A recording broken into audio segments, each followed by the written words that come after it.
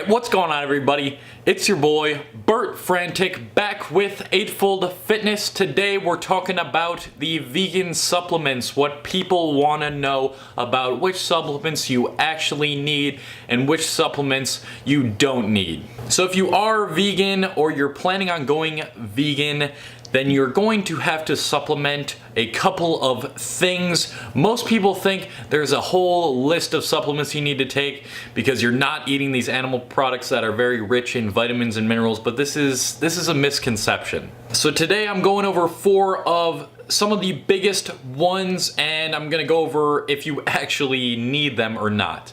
So starting off with the biggest one right away, it's vitamin B12. You probably heard of this if you've heard of veganism and deficiencies. B12 plays a key role in your energy in your body, in producing energy. It basically feeds your cells energy. So yeah, it's the energy vitamin, and there's actually 2 forms of B12 you can get from supplements. They are methylcobalamin and cyanocobalamin. And the preferred source of B12 is actually methylcobalamin. This is the naturally occurring source. Also, fun fact, if you're not vegan, the way you're getting B12 actually is from the animals eating the soil that is fermented with B12. And the recommended daily amount of methylcobalamin is about 3 micrograms per day, but if you're taking cyanocobalamin, you might need a lot more, somewhere around 50 micrograms per day.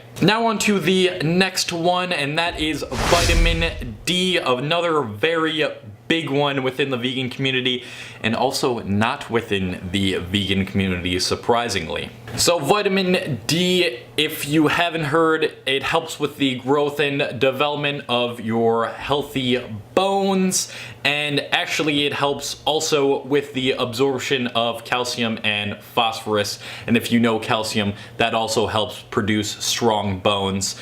And then also it can help with immune support and just having a healthy heart in general. And around over 50% of Americans are actually deficient in vitamin D, which was really surprising to me. I think it's due to the fact that a lot of people aren't exposed to sunlight during the winter, and then also up north here, we're not getting too much sunlight. And like B12, there are 2 types of vitamin D supplements. There's vitamin D2 and there's vitamin D3. Now, usually vegans will be taking a vitamin D2 supplement because it does not come from animals, but there are actually vitamin D3 vegan sources out there. There's one on Amazon that's really good that I use, and I'm gonna leave a link down in the description below so you can check that out, because vitamin D3 vegan sources are pretty hard to find in stores. And the recommended daily amount could be anywhere from about 500 IU to 3000 IU. Personally, I take 1000 IU a day. And going on to number 3, this is more applicable to athletes and especially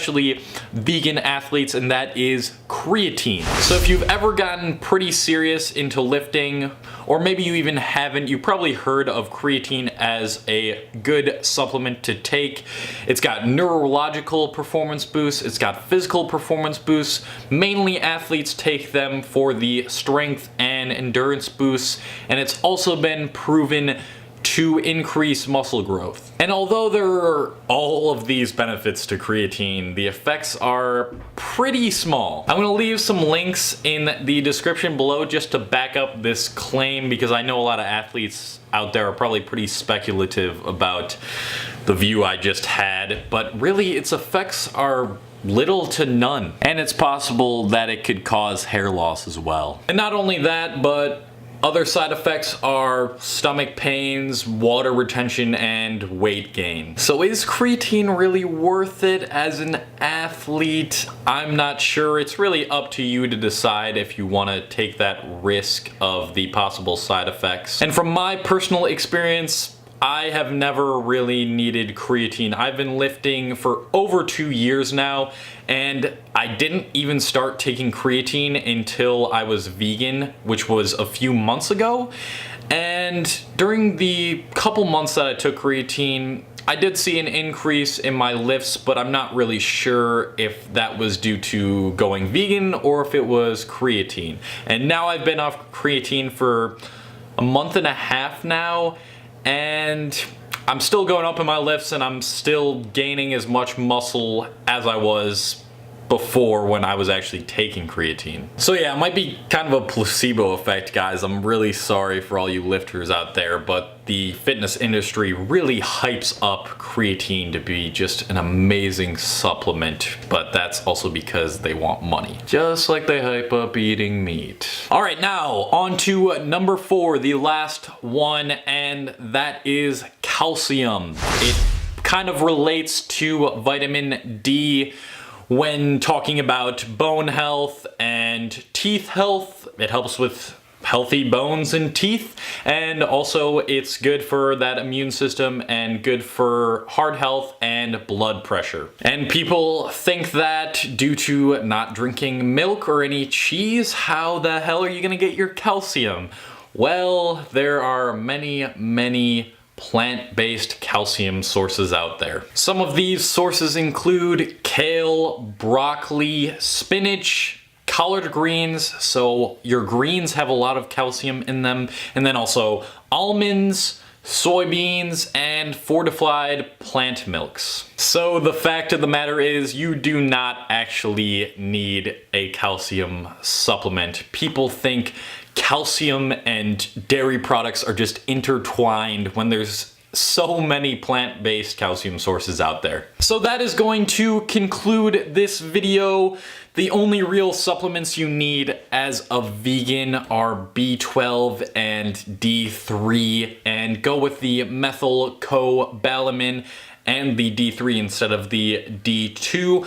I'm gonna leave a link in the description also to the multivitamin I take. It's got some other B vitamins in there and some other things that vegans are kind of commonly deficient in, but it's most likely that you're not. And if you still feel like you're lacking in some nutrients from going vegan and you just don't feel comfortable with what you're eating, or you think what you're eating isn't sufficient, then you can head over to Chronometer. It's a website that lets you track all your vitamins and minerals, basically your macros and your micros for the day. All you do is put your food in and it will give you a whole chart of all the information you need on these foods to see if you're sufficient or deficient in some of these vitamins and minerals. So that's gonna conclude this video, guys. Hopefully I informed you and educated you on what vegans really need to supplement. Some of you guys might need more, but the majority